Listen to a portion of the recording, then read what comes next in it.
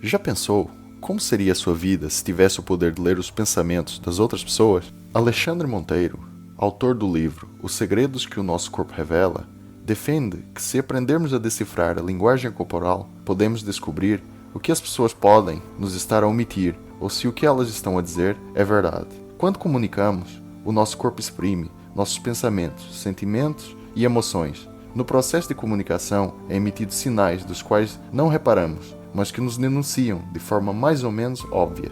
O que é comunicar? É o que dizemos com as palavras, com o rosto, com os olhos, com as mãos, certo? Errado. Comunicar não se limita apenas àquilo que dizemos, mas sim o que os outros percebem do que dizemos. Acredita-se que apenas 7% da nossa comunicação é transmitida de modo verbal. A velocidade, o ritmo e o volume do nosso tom de voz representa 38% da informação comunicada. Mas a fatia maior está relacionada à linguagem corporal, isto é, os nossos gestos, expressões faciais, postura e movimentos equivalem a 55% desse total. O que podemos aprender com isso? Quando estiver a falar presencialmente com alguém e quiser perceber melhor o que o outro diz, preste bastante atenção aos sinais não verbais, pois acredita-se que 90% da linguagem corporal é inconsciente. Em quais sinais devo prestar atenção? Em primeiro lugar, aprenda a ouvir antes de falar. Observe se há alguma incongruência entre o que a pessoa diz e o que o corpo expressa. De modo a facilitar a compreensão, devemos dividir o corpo em 3 partes: membros inferiores, tronco e cabeça. Os membros inferiores são considerados os mais honestos. Por exemplo, o lado que apontar os pés, os joelhos e as pernas poderão demonstrar o interesse da pessoa, ou seja, para onde ela quer ir, com quem ela quer falar. Em relação ao tronco, pede-se para avaliar a sua inclinação, em que direção aponta o umbigo e se há movimentos dos ombros. Isso pode ser um indicador de interesse ou indiferença. Os sinais emitidos pela zona da cabeça são os menos fiáveis, por estarem próximos do cérebro. Parece que esse fator facilita a manipulação dos movimentos, conscientemente. Mesmo assim, preste atenção ao rosto, às sobrancelhas, aos olhos, se os lábios são pressionados ou se há inclinação da cabeça. Quando fizer a observação de sinais, não tire conclusões precipitadas. Cada fragmento é um detalhe que deve ser questionado e investigado. Mas atenção, não podemos interpretar essas sugestões fora de um contexto e devemos perceber que cada pessoa reage de determinada maneira em diferentes situações.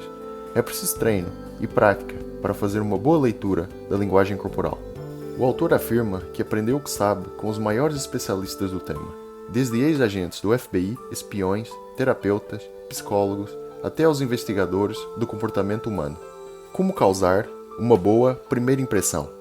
Acredita-se que a aparência é mais relevante do que a competência nos primeiros 4 segundos, quando conhecemos alguém.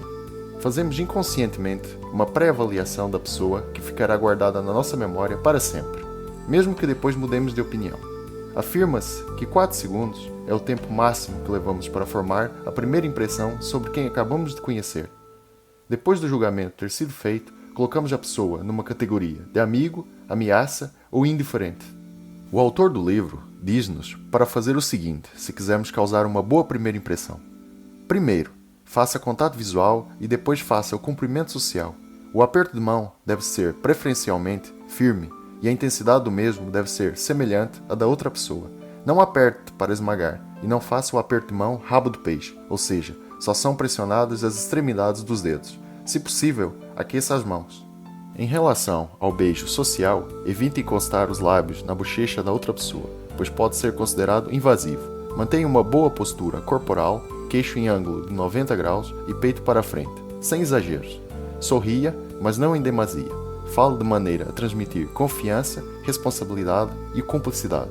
Use sutilmente a técnica do espelhamento. Evite assuntos que possam desenvolver sentimentos negativos. Não cruze os braços, não ponha as mãos no bolso. Mantenha-se tranquilo. Faça contato visual 70% do tempo. Mantenha uma boa aparência e higiene. Adapte-se à ocasião. Dica extra: sempre que possível, quando estiver a falar, gesticule com as mãos. Quando o faz, para além de transmitir confiança, isso pode ajudar na aprendizagem e na compreensão de novos conceitos. O homem acredita mais com os olhos do que com os ouvidos. Sêneca. Se gostou do vídeo, inscreva-se no meu canal e visite o meu site. Até breve.